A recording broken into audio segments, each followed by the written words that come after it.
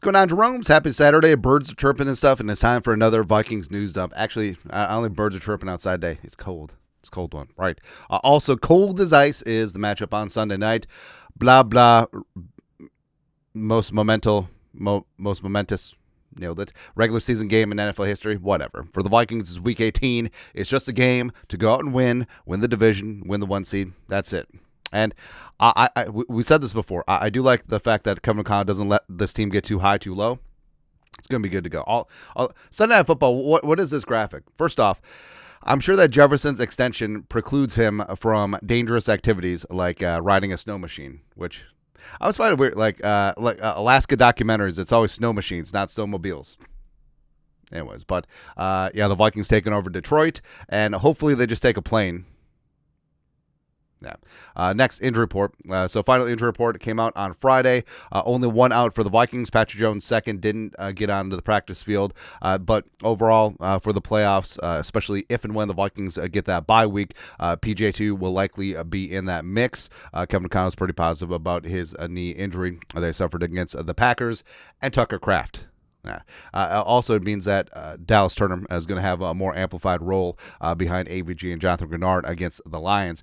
Camus with an illness, as well as Fabian Moreau, who's limited all week with a hip, both listed as questionable. It would be nice to have both for depth as well as special teams prowess, especially Grugier Hill. But then you have A-Aron Jones, who's not listed with a designation.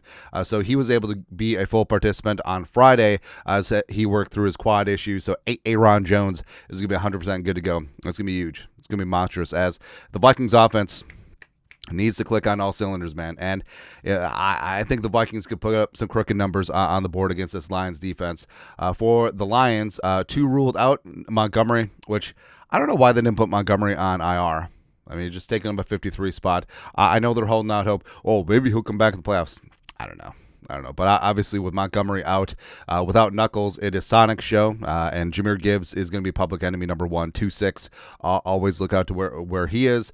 Emmanuel Mosley is out as well with an illness, a DNP, all 3 days. Got to be pretty serious if they ruled him out on a Friday. 3 questionable. Notably, Alex Anzalone. So Anzalone broke his forearm a couple of months ago, and they're trying to get him back into the lineup. Campbell, of course, is always hyping up and talking up his guys. He's listed as full participant on Thursday, Friday, but gotta go full contact with that, and he hasn't had that as of yet. And even though his arm, so he's able to move, stay in relative game shape. I mean, there's a difference, right? And here's what bugs me too. So Anzalone, talk with the media jackals, Nolan Bianchi, Lions beat writer. This is Anzalone talking. For me personally, by the way, Anzalone looking like dollar store Andrew Van Ginkel. Quote, for me personally, it's like, okay, say if something did happen, would I be okay not playing in the Super Bowl? Lions linebacker Alex Anzalone explains the collaborative thought process behind whether or not he'll play Sunday against the Vikings. So he basically saying, well, if I play and get hurt, what if I don't play in the Super Bowl? Which is just the privilege, just the smugness. There's like, well, obviously we're making the Super Bowl. Should I play on it? It's like Hutchinson back in October. Hutchinson, after he broke his legs, like, well, hopefully I can get back for the Super Bowl. They just assume so. And with Hutchinson, so if the Lions make the Super Bowl, they aren't going to, but if they make the Super Bowl, you would think that his replacements, Zadarius Smith, Josh Paschal, playing pretty damn well, but Hutchinson and the broken leg is different from Anzalone and the broken arm. All right, so Anzalone can still get cardio and stay in relative shape. I mean, Hutchinson coming off that break, I mean, there's much muscle atrophy. They're trying to get back into game shape. There's trust and pushing off of that leg. But you're just going to walk in. I'd be like, hey, Zadarius, I got this. No, it's just ridiculous. But just I understand there's a fine line between being cocky and being confident. Just assuming that your team is going to make the Super Bowl. It'd be like, oh, I'll be back from injury. It's ridiculous. Yeah, but overall, I don't think we have to be worried about this Lions defense. Last 5 games, they're averaging 30 points allowed per game. And that includes 2 games against the Bears where they only gave up 20 and 17, which they should have lost on Thanksgiving, but I digress. But 31 against the greasy, grimy Green Bay Packers, 48 against the Bills. And then 34 against the Niners, where Jake Moody missed 1,000 kicks. Brock Purdy had 2 of the worst interceptions ever, and they were without McCaffrey and Ayuk and Trent Williams. But other than that, So overall, I'm not too worried. I'm not too worried about this Vikings offense putting up points, but I do think that it comes down to the Vikings defense versus the Lions offense. Lions offense is still legit, even without Montgomery. But PFF pointed out that Lions is first in scoring drive percentage, and the Vikings defense is first in scoring drive percentage allowed.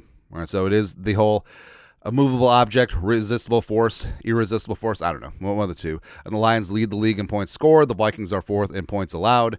So that's going to be where that's going to be where the game is decided, right? And I do think that even down the road, the Vikings defense, which travels, will be able to shut down the Lions offense enough, get a turnover, get a sack here or there, and be able to make some noise, right? Also, we reached the end of the week, so now the media is just grasping at straws in terms of motivation. So a media jackal talking to Ben Johnson, future Bears failed head coach Ben Johnson, on not being retained by Miami when Vikings DC Brian Flores was hired as head coach in 2018. So they're just completely reaching to try and find motivation here. So it's ridiculous. And so Ben Johnson was an obscure wide receiver coach on Adam Gase's staff with the Dolphins 2018, right?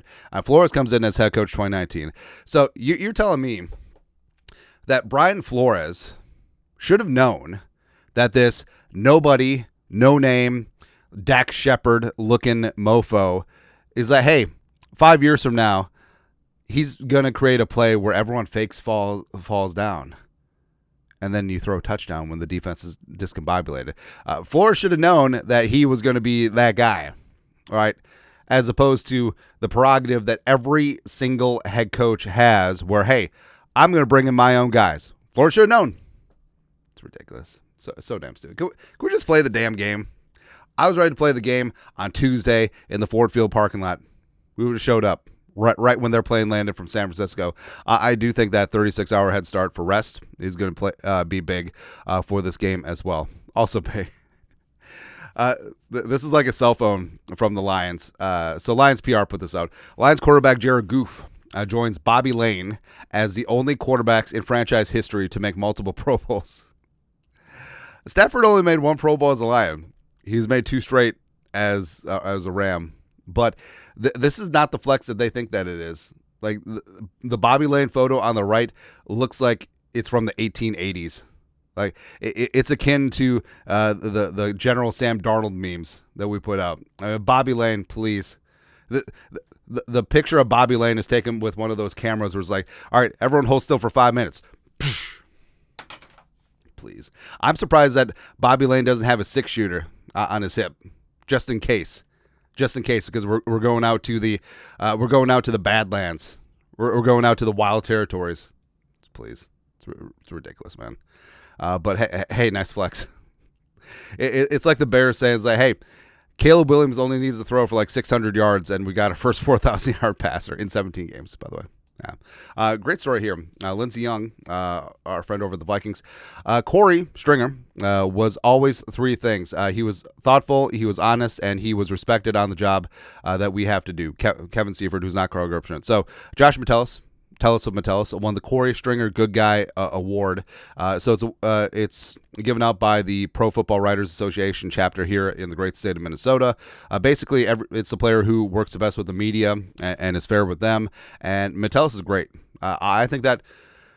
So Metellus has his options, right? So Metellus could go into the media after it's all said and done. I think he would do great doing color commentary or a studio show. I think that.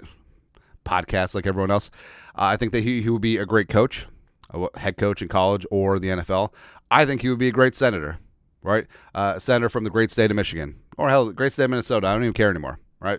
So, yeah, let's do that. Hell, Metellus for president. Metellus, trying to do the math here. Metellus 2040? Sure, close enough. 2040 limit hold'em half kill. There you go. Also, Tony Dungy and the Sunday Night Football crew, they're bringing everyone to U.S. Bank Stadium. It's almost like the game is a big deal. Dungy, the former star quarterback of the University of Minnesota Golden Gophers, as well as former Vikings defensive coordinator. How many assistants for the Vikings went on to win Super Bowls, right? Brian Billick, Mike Tomlin, Tony Dungy. Buddy Ryan, if you count his 85 Bears one, he was a D-line. I mean, so Buddy was the D-line coach of the Purple People Eaters for a stretch. I mean, the 46 defense should have been with the Vikings, but I digress. Oh, Pete Carroll was DB coach for Bud Grant. Yeah, good times. Dungy, I'm at the Vikings training facility to talk to Coach Kevin McConnell ahead of our big Sunday Night Football on NBC game. He was fantastic, but I can't believe this place ownership went all out to give the players and staff everything they need to succeed. Here at the locker room and the team meeting room, everything is just first class. Also, it is by far the nicest building in Eagan. Actually, Egan's pretty nice. But there's a reason why the NFLPA survey of players, the Vikings are they're first in the initial year, they're second in most categories the second year, and there are world-class facilities. Now, this will help in retaining talent, keeping guys here, and also the culture and the vibe and the team chemistry and the winning. That also matters. Now, at the end of the day, that's not going to race, hey, this other team offered you $5 million extra. I mean, and with Minnesota, you do have the weather, you do have taxes, you do have all that other stuff that are hindrances for attracting top-tier talent in free agency. But overall, like, winning solves everything. World-class facilities also solves everything. And also, just on top of that, and the survey went into like game day experience for families, right? So the team has infrastructure to take care of the families, to make sure that they're seated, to make sure that they're having a good time, make sure that they're looked after, they're not harassed by opposing fans or even your own fans if things aren't going well. So all that matters. And it's all these small advantages that stack up. And O'Connell gets that, Kwesi gets that, ownership definitely gets that. So big time respect there. Also, I want this to happen so bad. All right, so New York Post reporting, amongst a lot of places reporting, Mike McCarthy could be eyeing Bears' job as possible Cowboys breakup looms. So people don't realize this. McCarthy is a lame duck. Like, he's in a contract year, and the Cowboys were just like, yeah, whatever. So McCarthy's going to be a free agent, and this would be such a Bears thing to do. Now, we've advocated before that the Bears should hire Zimmer because Zimmer has a track record of success in the NFC North. He's literally from Illinois. He played at Illinois State. It would make sense, right? And also it fits the Bears motif of having a defensive-minded head coach who's inert on offense. But McCarthy would be great too. I mean, McCarthy allegedly won a Super Bowl with the Greasy Grimy Green Bay Packers. He won a fistful of games in the NFC North, sure. And it would be the most Bears hire that you can think of. It would be glorious. I think that he would ruin Caleb Williams, and it would be fantastic. But yeah, Mike McCarthy looking like the grown-up version of the kid from Up, which is good. I need this. The Zimmer hire was far-fetched, and it was just more funny to us. But I need this. I need to like crush this up and snort it. It'd be good times. Yeah, so the Bears definitely will be down. Speaking of down, so 33rd team lost a little shine in my. So every week, Dan Pizzuta has been doing up these quarterback power rankings, right? Ranks based on overall skill set and 2024 production. So you notice that Sam Darnold is at 14, right? And overall through most of these rankings throughout the season, even when Darnold's had success and the Vikings gone 14-2, Darnold's putting up big-time numbers, game-winning drives, clutch performances. He's been in the bottom half of the table, right? And I have no qualms with Lamar and Josh Allen, jumping Joe Burrow, obviously. I think Mayfield and Daniels have been better than people give them credit for. Well, Daniels gets credit. Baker, maybe not so much. So first off, Justin Herbert is also way too low. Yeah. But you are either stupid, which it's okay. I mean, a lot of people around this world walk around being stupid, and that's okay. Sometimes ignorance is bliss. Like, I'm not saying I'm the sharpest cheddar in the cheese drawer, because everyone has a cheese drawer, right? But sometimes I feel like I just wish that I was entertained by like tinfoil and like the color blue, and I could just live my life that way. But no, I have to have this rational thinking. It's just stupid. But so you're either stupid or you're lying. You're being disingenuous. You are bearing false witness. If you think that Jared Goff, don't care about the black and white numbers, Jared Goff, Tua, Mahomes this season Remember, we're talking about this year. We're not talking about legacy. We're talking about this year. You are either stupid or a liar if you think Goof, Tua, Mahomes, Purdy especially, Jalen Hurts, Jordan Love, and Kyler Murray, even though he's my guy, are playing better than Slinging Sammy Darnold, a.k.a. America's quarterback this year. Darnold is top 5. He may not be 5. All right, 5 best quarterbacks this year. Lamar, Josh Allen. I'll give you Burrow. I'll put Herbert at 4. And I'll put Sam Darnold at 5. Easy peasy lemon squeezy, right? He would have Daniels and Mahomes nipping at his heels a little bit. Stafford had been really great for a stretch. Fell off the last couple of weeks, but overall, this list is FUBAR. Something's not FUBAR. Byron Murphy Jr. in a contract year, really stepping up, and 6 interceptions, tied for the league lead amongst cornerbacks. We do not recognize safeties here, and Murph has been great for the Vikings this year. A bit of a rough start, kind of called him out. He got after things. The pride of Washington's been doing things, and this is from ESPN's Next Gen Stats. Lowest target EPA allowed. We don't look at one. Number 2, Cooper DeJean. He's not calling fair catches, which is nice. Surtain, who's probably going to be Defensive Player of the Year. And then you got Murph at 4. Just Murph. No big deal, right? So he's all up in there. Murph at minus 22.3, ahead of names like Marlon Humphrey and Stingley. Perhaps you heard of them. It's pretty good. All right, so Murph is getting things done. Also, Murph. All right, so Murph has been on the talk about the Lions train for a couple weeks now. And he's been 100% in his assessments of things. Vikes fan page. Vikings quarterback Byron Murphy on the Lions. Quote, "We know we don't like this team. We already knew this was the game. We kind of knew was coming." End quote. And that's fine. They don't like the Vikings. No one likes the Lions except for the media jackals just trying to prop them up and gas them up. It's okay. Hey, Murph, you need a big-time game, man. Jama on the outside is a big play waiting to happen. And then Amon St. Brown from the slot. Death by 1,000 cuts. Got to take care of business, man. Got to go out there and go do it. And also, so I don't like when the media jackals pick the Vikings, right? Just, you've been on the Lions' ass all season long and all last year too. Just ride or die. So I'm sort of pissed off that ESPN, NFL Live all went with the Vikings.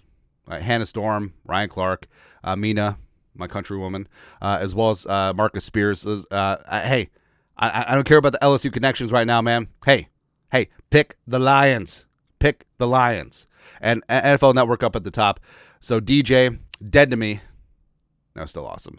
And basically everyone except for Maurice Jones-Drew, respect, Pocket Hercules. Bucky knows what's up, as well as Adam.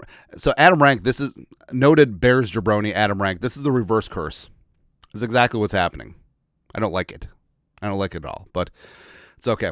They don't play the games on paper because paper would rip. And what it comes down to, Vikings offense going to put up points. Lions offense probably is going to put up points. And it comes down to which defense is going to make a play. I trust the Vikings defense way more than the Lions. So I know that we all should feel more hyped about this, but the Vikings have the confidence, not cockiness, confidence. Hey, we're going to march in, hostile environment, put some points on the board. Jefferson's going to have a day. Slinging Sammy Darnold solidifies his case for comeback player of the year. Kevin O'Connell is coach of the year. And Flores, assistant coach of the year. And that defense takes the ball away, takes the NFC North away, takes the 1 seed away. And on we go, baby. Then 3 more wins, 2 of them at US Bank Stadium. You hoist that Jerome Barty. One timer. Baby. But that's it. Vikings news up on this wonderful Saturday. You guys are the best. You know what to do. Skull production value.